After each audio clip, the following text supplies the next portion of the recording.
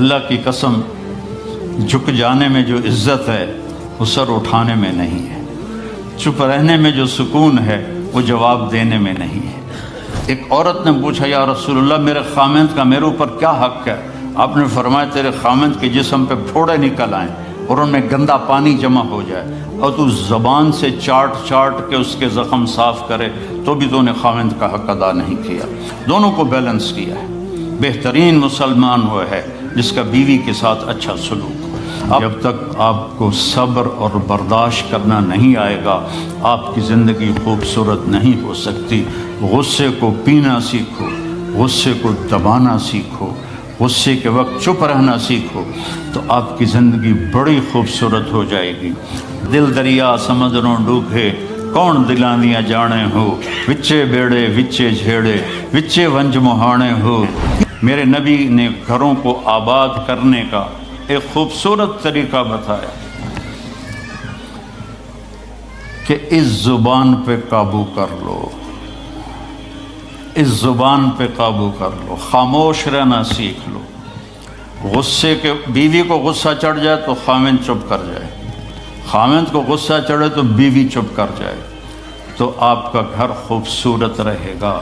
اگر دونوں ہی آگ لگ گئی اور دونوں ہی بولنا شروع ہو گئے تو آپ بھی گئے، آپ کے بچے بھی گئے۔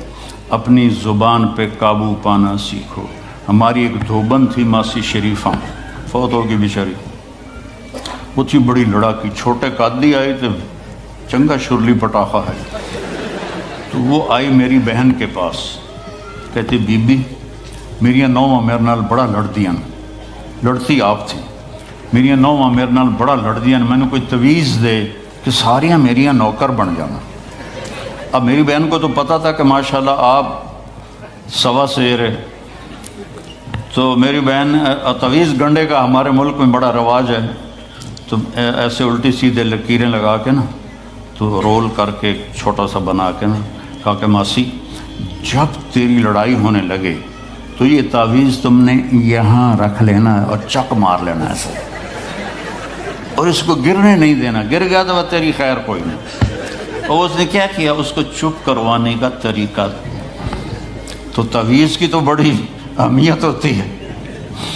تو ایک ہفتے کے بعد آ گئی، بی بی تو بڑا چنگا تویز دیتا، ساری لڑائی ختم ہو گئی کیونکہ ماسی شریفہ چپ ہو گئی۔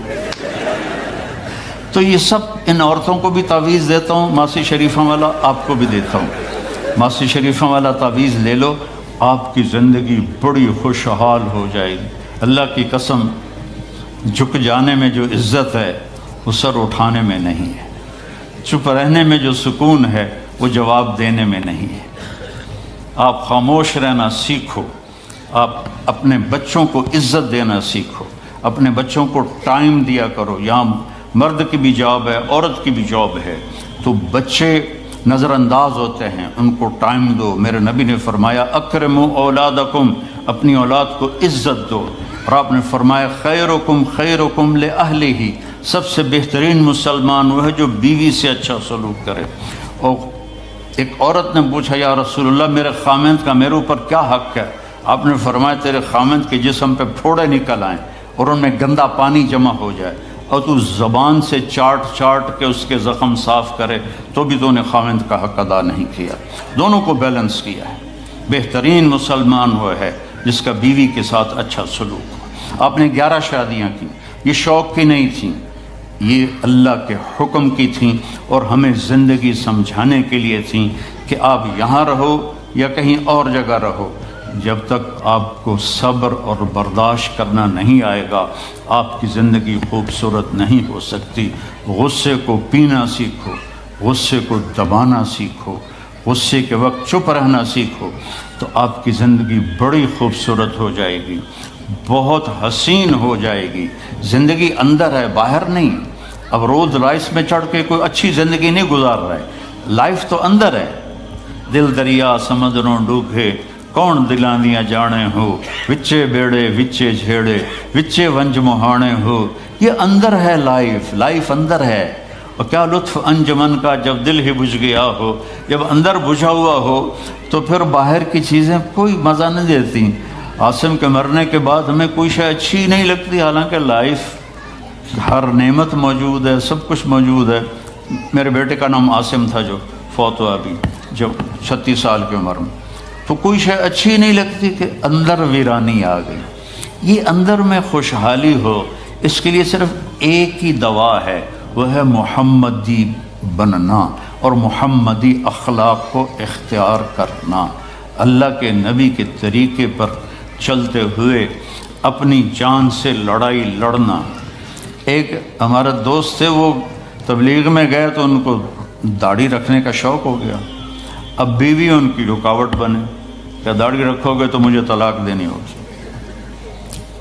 اب وہ کافی دیر بیچارے سوچتے رہے، ایک دن ان کو ترکیب سوچی، آ کے بیگم سے کہنے لگے میرا جی چاہ رہا ہے کہ میں دوسری شادی کروں، لیکن میں سوچتا ہوں پہلے داڑھی رکھوں یا پہلے شادی کروں۔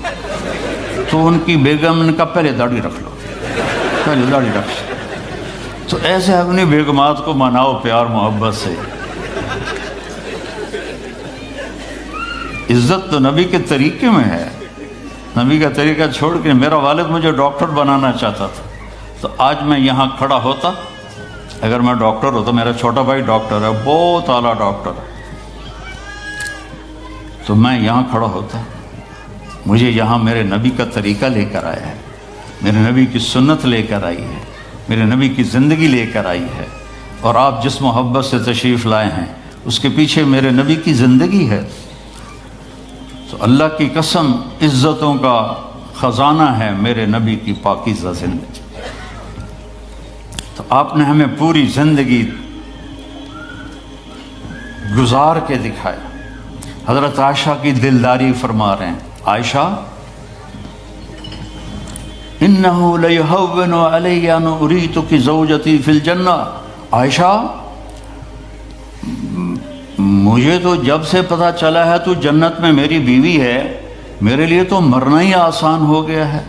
بھلا جس نے رب کو دیکھا ہو اس کے لیے کسی اور کی حاجت رہ جاتی ہے؟ باقی یہ صرف دلداری کے لیے تھا۔ ایک دوسرے کی تعریف کرو، ایک دوسرے کے لیے اظہار محبت کرو۔ آج کا ماحول ایسا ہے، بیگم سے کہو گے آئی لو یو، کی خیرت ہے کی ہے، وہ تم سے کہے گی آئی لو یو تو تم بھی پوچھو گے خیرت ہے، کوئی چکر تو نہیں آ رہے۔ اظہار کرو، اظہار محبت کرو، اس سے آپ کے پاؤنڈنگ ہوگی۔ اولاد کو ماں باپ سمجھتے ہیں بس ہماری اولاد ہے، ہمیں ان سے پیار ہے، ان کو عزت دو،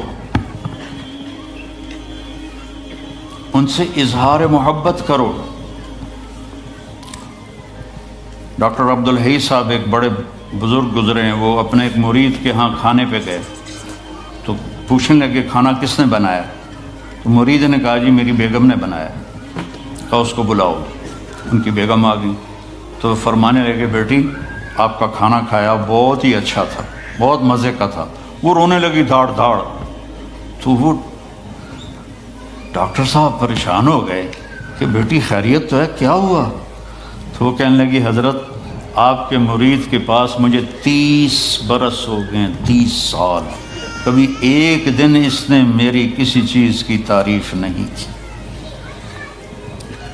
تو اظہار کرو، اظہار کرو۔ حضرت فاطمہ وہاں سے دروازے میں داخل ہو رہی ہیں، آپ کمرے میں بیٹھے ہوئے ہیں یا لیٹے ہوئے ہیں یا کرسی پر ہیں یا زمین پر ہے، جو ہی حضرت فاطمہ تھے تو اب ایسے تیزی سے آگے بڑھتے تھے، وہیں نہیں کھڑے رہتے تھے، اور ایسے حضرت فاطمہ کا ہاتھ پکڑ لیتے تھے اور اس کو یہاں بوسہ دیتے تھے، اور کبھی ماتھے کا بوسہ لیتے تھے، پھر ہاتھ پکڑے پکڑے ان کو ایسے لاتے اور چارپائی پہ بٹھاتے، اس کے بعد خود بیٹھتے تھے۔ یہ میرے نبی کی عزت ہے اولاد کے ساتھ۔ یہ عزت دو، وہ تمہارے رہیں گے، تمہارے بن کے چلیں گے۔ ان کو نصیحت کی ضرورت نہیں ہے، ان کو تمہارے پیار کی ضرورت ہے۔ اور جب اللہ کے نبی حضرت فاطمہ کے گھر جاتے تو حضرت فاطمہ یہ کرتی تھی، وہ کھڑی ہو جاتی، آگے بڑھ کر اللہ کے نبی کے ماتھے کا بوسہ لیتی، پھر ان کا ہاتھ پکڑ کے ان کو چارپائی پہ بٹھاتی، پھر خود نیچے بیٹھتی تھیں۔ تو اظہار بہت بڑی دوا ہے، بہت بڑی غذا ہے۔ انسان محتاج ہوتا ہے اچھے کیے کہ وہ تعریف چاہتا ہے، خوشامد نہیں ہے، خوشامد حرام ہے، اور تعریف واجب ہے کہ اس کی حوصلہ افزائی کرو۔ تو یہ آپ کے بڑے گھر سے اور بڑی گاڑیوں سے آپ کی زندگی خوبصورت نہیں بنے گی، نبی پاک صلی اللہ علیہ وسلم کی مبارک زندگی کو اپنانے سے آپ کی زندگی خوبصورت بنے گی۔ باقی سب دھوکہ ہے، میرے رب کی قسم، سب فریب ہے۔ کچھ سال پہلے یہاں سے کوئی بڑے تاجر کی بیگم گئیں وہاں لاہور، تو مجھے انہوں نے ملنے کی خواہش ظاہر کی، تو ملانے والے نے کہا کہ یہ خاتون کے جو خامد ہیں وہ پاؤنڈ میں اربوں پتی ہیں، پاؤنڈ میں۔